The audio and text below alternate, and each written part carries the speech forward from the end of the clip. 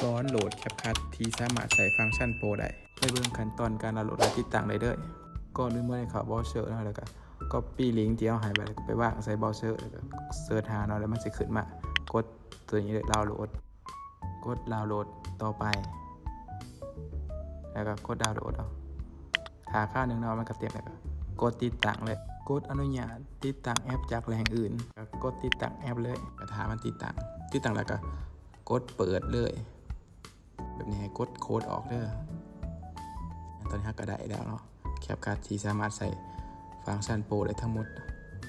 เราก็เห็นตามขั้นตอนไปก่อนเนาะกดถัดไปเขาหอหน้านี่ก็ถือว่าเราลงสำเร็จเรียบร้อยเนาะ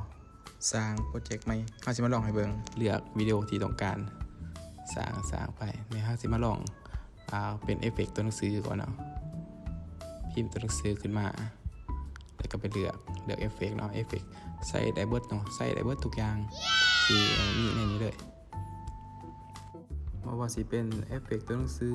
เอฟเฟกต์สไตล์ดึงออกดึงเข้าหรือว่าแอนิเมชันเนาะใส่ได้ทุกอย่างนี่ครับสิมาลองกดเลือกเป็นแบบสไตล์เนาะสไตล์โปรเนาะมีให้เลือกไว้แอนิเมชันโปรเลือกได้ทุกอย่างไปลองโดดมาใส่เบิ่งเด้อทุกคนเดี๋ยวเราสิทิ้งลิงก์ไว้ให้เนาะไว้คอมเมนต์เนาะใส่ได้เรื่อยๆก็คอมเมนต์บอกในเด้อฝากกดแชร์กดติดตามกดใจเจอกันใหม่คลิปหน้าบ๊ายบาย